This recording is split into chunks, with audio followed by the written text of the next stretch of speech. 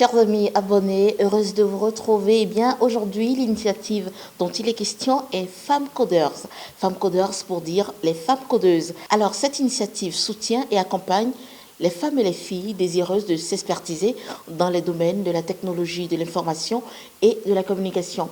Femmes Codeurs est dirigée et pilotée par la Nigériane Rachel Orumor. L'ONG Rachel Orumor existe depuis 2015 et a déjà à son actif plus de 600 élèves formés dans les STEAM robotiques. STEAM robotique pour dire les sciences, la technologie, l'ingénierie, les mathématiques et autres. Aujourd'hui, Reporter Bénémonde va à la rencontre de Rachel Orumor pour parler de son ONG, de ses activités, mais également et surtout de la compétition nationale en robotique, la première au Bénin, le Béninbot Challenge 2019.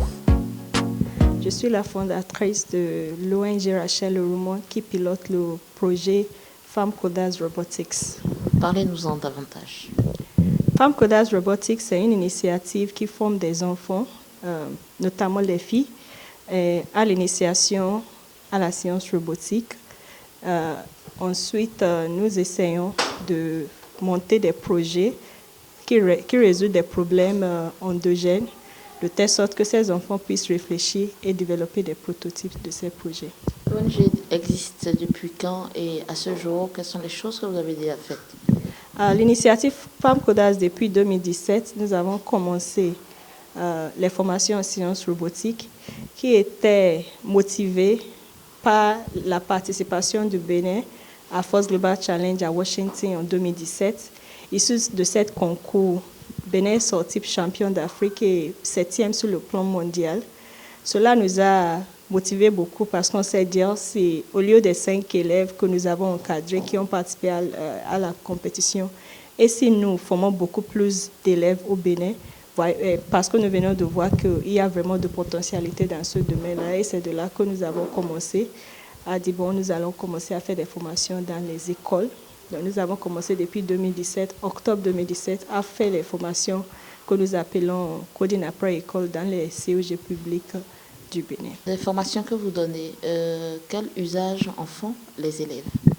La plupart du temps, lorsque nous savons que déjà le problème rencontré, c'est que la science robotique est assez abstraite encore au Bénin, de façon générale en Afrique, il était déjà question de faire savoir les potentialités de ce domaine aux élèves, dans le fait que nous devons d'abord leur dire ce que la robotique représente dans le monde d'aujourd'hui de façon générale et comment, en maîtrisant la construction et la programmation des robots, ils peuvent résoudre des problèmes. Donc nous pouvons voir de façon concrète pour les élèves, cela représente pour eux aujourd'hui une manière de résoudre des problèmes dans le futur. Quel est le profil des élèves qui ont accès à la science robotique? Les cours que nous faisons dans les écoles, c'est les modules qui durent 6 à 8 semaines. Donc, il était essentiel déjà que nous avons des élèves qui ont un certain nombre de bases.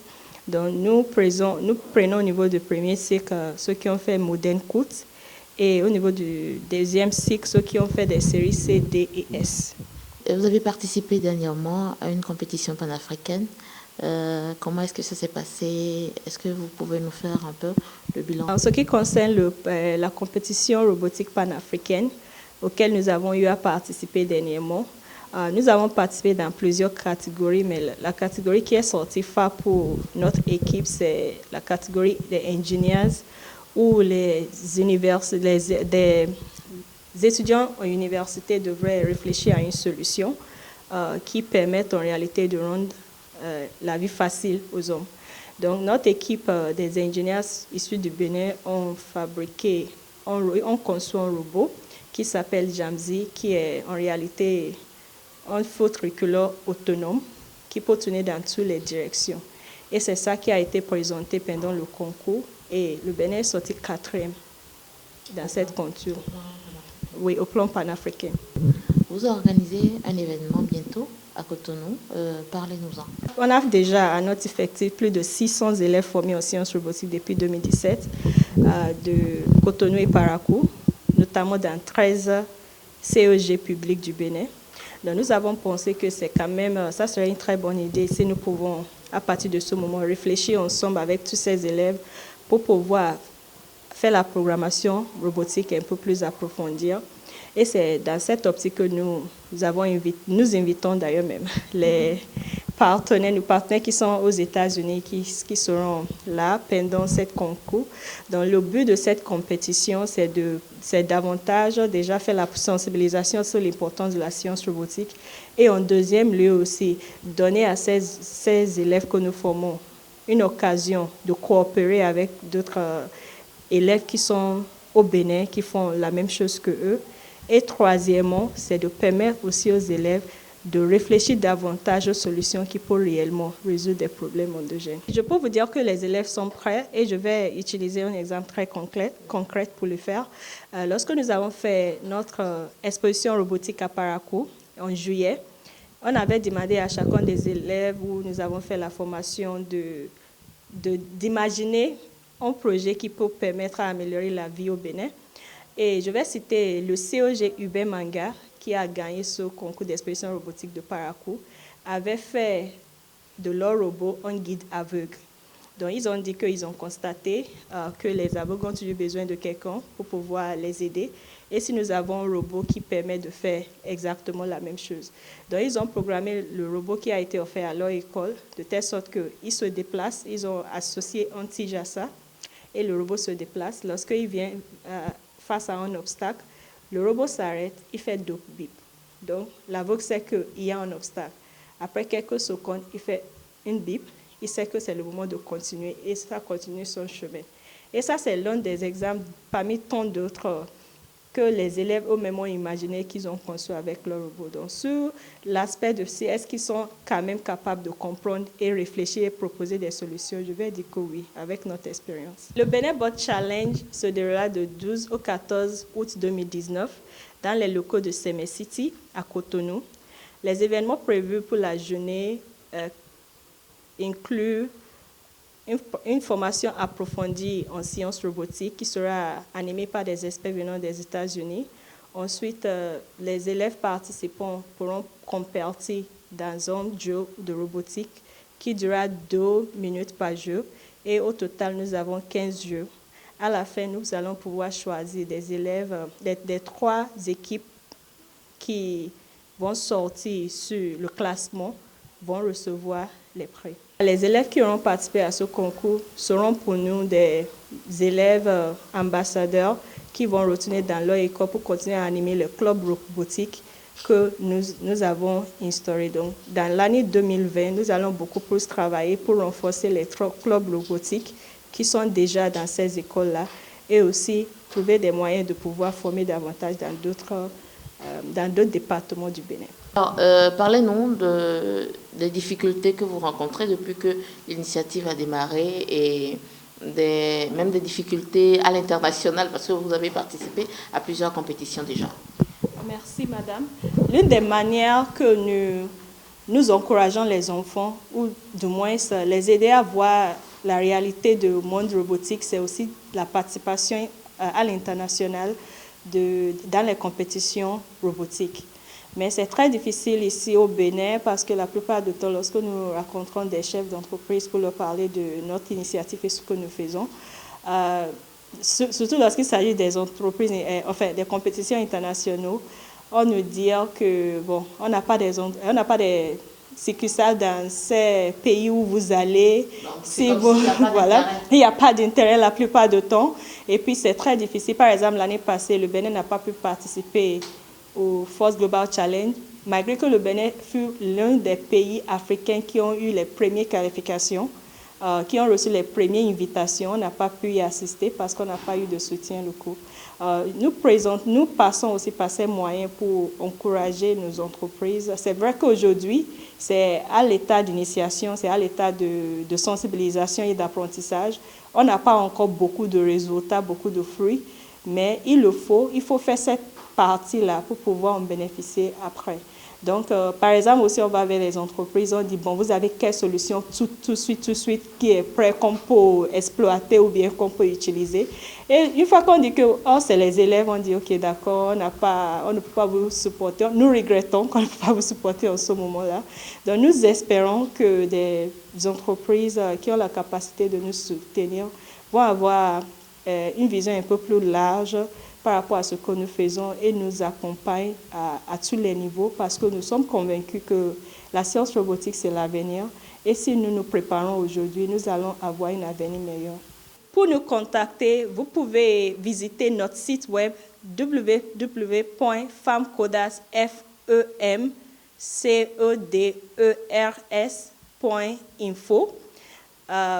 À partir de là, vous pouvez avoir accès à tous nos comptes réseaux sociaux, quels que soient Facebook, Twitter, LinkedIn et Medium.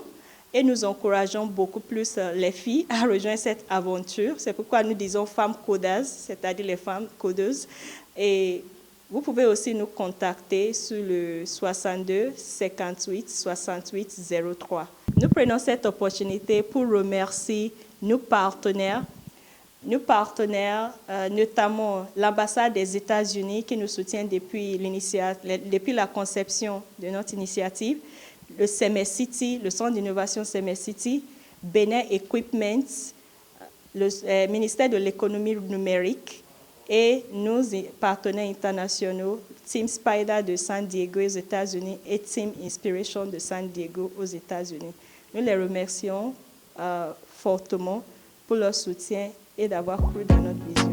Alors, mesdames et messieurs, c'est pas fini. Juste derrière Rachel Oromor, l'initiatrice de tout ceci, je suis également en contact avec plusieurs de ces filles. Elles sont 4 avec moi et vous allez les découvrir. C'est des pur sang béninoises qui ont découvert la robotique, qui ont fait leur chemin. Vous allez les entendre.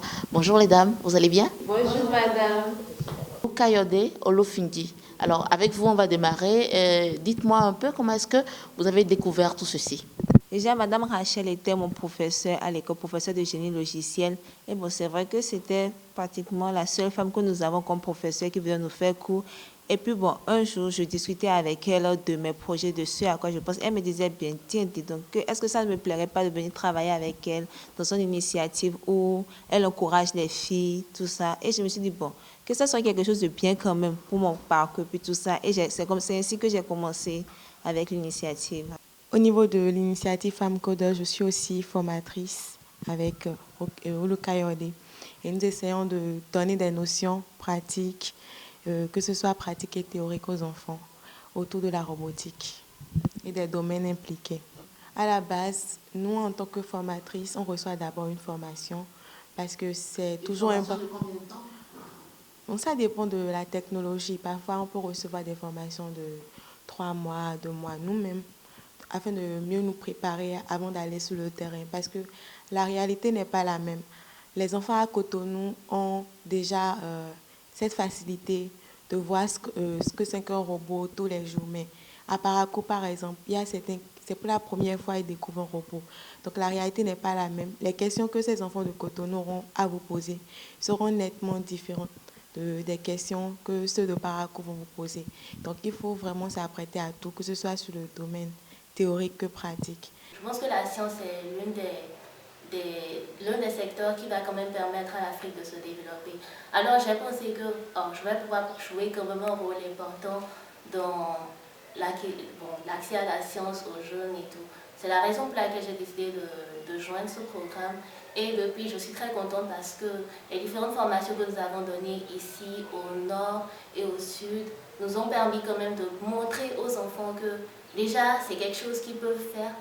Et puis, le fait qu'on peut quand même remarquer au niveau dans les regards des enfants et en fonction des réactions qu'ils donnent, que la science, c'est quand même qu'ils ont la capacité de réaliser des choses d'eux-mêmes et que la robotique, malgré que tout le monde a l'impression que c'est quelque chose de très complexe, qui peuvent quand même déjà démarrer quelque chose dès le âge. Je dirais dans le domaine de TIC toujours. Oui. J'aimerais vraiment